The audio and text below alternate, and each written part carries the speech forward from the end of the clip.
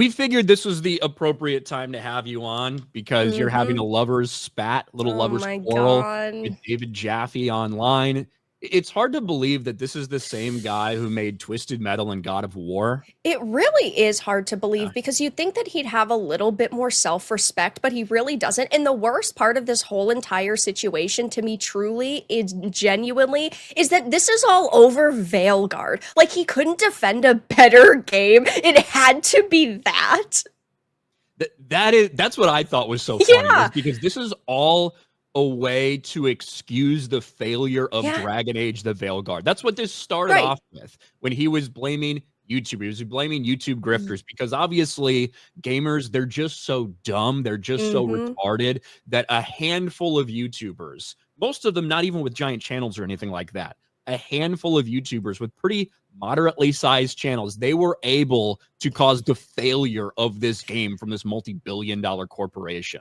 That's what the argument started as. Right. And then obviously it very quickly imploded. It's funny because he blames YouTube grifters for killing the game when he has a channel. He could have defended it tooth and nail. So could have all the other YouTubers that he would generally agree with. They didn't show up to defend the game. It's not our fault that they didn't defend the game. They could have. They could have went on a crusade for it, but they didn't. It's just that, oh, he needs a villain all the time. All these people always need a villain, and we just happen to be them because we have opinions on a trash game. It's not our fault the game died. They just should have made a better fucking game.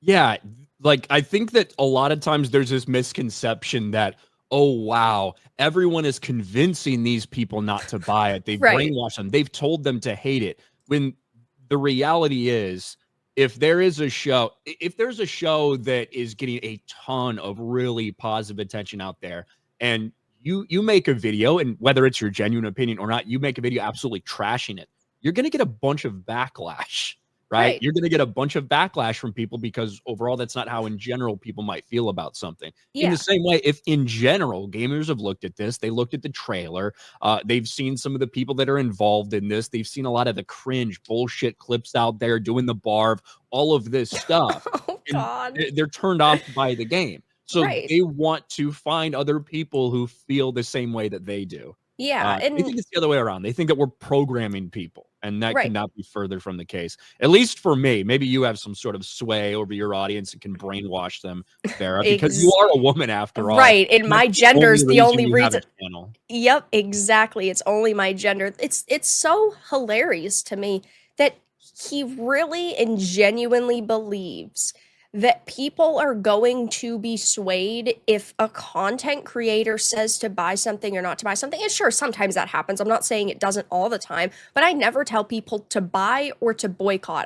I'm simply trying to highlight situations and also like games. That's why I stream games on my channel so that people can judge it before they buy it. Not every game deserves to be bought at $70. Most games now don't, but they just want you to shut up and consume product and then go to the next product, which is ridiculous. And he's triggered, like many people in the gaming industry, that content creators are not just letting them sit around and say whatever they want in interviews about gamers. We see so much gamer hate nowadays, and because, like, I'm calling it out, people like David Jaffe are so butthurt over it, and it just makes him look so pathetic. It really does, because again, like part of this is not just I saw a lot of people saying some old progressive boomers complaining about Very Dark and Hypnotic and Asmongold. It's like, well, it's not just a random old fucking woke boomer. Right. It's the guy who at one point in time was viewed like, wow, he's been involved in some fucking legendary games. That is awesome. David Jaffe's so cool. But then he really got out of making games and started to turn more into a commentator and just cannot help himself when it comes to this shit. He's had a channel for a very long time, and he's sitting there at 55,000 subs and shrinking. And not to shit on his channel, not to say, oh, what a tiny channel, whatever. But it's just the reality, and he's upset. I think he's upset that normal people have more influence, more or bigger channels than him, who has all of this experience. The difference is he's completely out of touch with the audience, whereas a lot of other people that have channels out there that are speaking aren't. And it's like, you'd think that he would be able to have a larger audience because he was one of the creatives behind, again, these established franchises like Twisted Metal and God of War. And back actually in 2013, he started his own studio, and then they released a game in 2017, which was the last game that he created. But that studio got shut down right after that release because they couldn't raise money. And now he's, of course, attacking content creators because it's clear he needs money. Like, just a few days ago, he said, oh, he only caused drama because he wanted his channel to grow, yet he lost subscribers. Like, I don't know in what world you think that that's growing your channel. Like, sure, you quadrupled your views for a couple of days, but now he's getting only a couple thousand views on his videos, and he didn't grow at all, so I don't know what his plan was, except to look like a fucking idiot. Bro, my favorite is when he puts out that tweet that he's like, oh, I definitely did this to get attention and grow the channel. It's like, well, you've lost subscribers. Right. And he's claiming that out of about, what would you say? Out of every 20 hate comments that come I'll in, get 2 to 3 subscribers. Yeah, 2 or 3 of them become fans and they subscribe to my channel. It's like, if that were the case, you should have grown by about 1,000 subscribers based on all the fucking comments he has. Right. Including on this video where he misspelled your name. Yeah, intentionally, so that I wouldn't pop up in the search. Like, at least do this properly, and that's learn the name of the person that you're talking about so that you can at least get their viewers, again, to come and hate watch if that was really his plan. But I don't think that that was his plan. I think he's just coping at this point. And we can listen to the part that got so much attention here when he was raging at your response to his dumb video that got completely and totally annihilated. Grifter is that. A grifter is somebody who makes money off people by lying to them. That's what they do. A grifter is not someone who sits in front of a camera and talks about video games, Fair Dark. You just don't know how to do this. You don't know how to do this. You are in that chair, Vara, because of your hair and your face and your gender.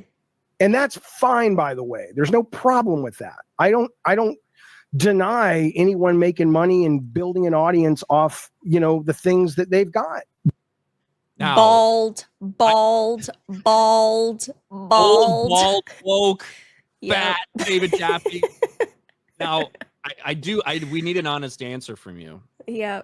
Does it make you feel good? Is it a big confidence boost to know that David Jaffe is just so into you that he really thinks you're hot and that's the reason he pays attention to your channel? Okay, so this really all started because a couple of months ago, when the Trump assassination attempt happened, there were people in the industry like David who were saying that it was fake, that it was a hoax, or he believed it was a hoax. And same with like Alyssa Mercante. She was doing like the stormtrooper meme.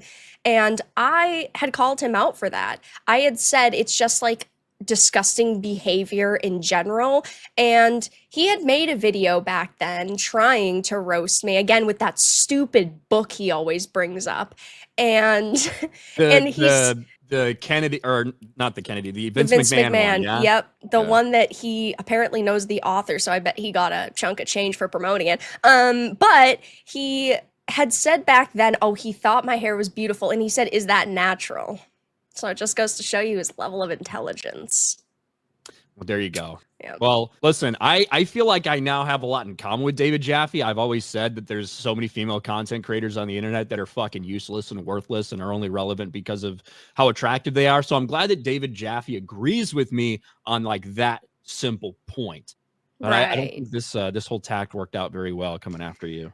The worst part, besides it being about Veilguard, truly is that I don't want to sit here and just insult the guy, right? If he had actually taken my videos and went like point by point and was dissecting what I was saying and proving me wrong, I'd have a lot more respect for him, because he preaches about how intelligent he is and how stupid everyone else around him is, then prove that you're that smart and dissect my videos and bring up talking points. But he doesn't do that. When the spat kind of started happening, he came into one of my gaming live streams, completely derailed it, was donating, and was saying, you should have me on your channel. You should bring me on. I know that your channel is bigger, and, you know, I would never want to insert myself into this situation, but I'd love to come on the channel.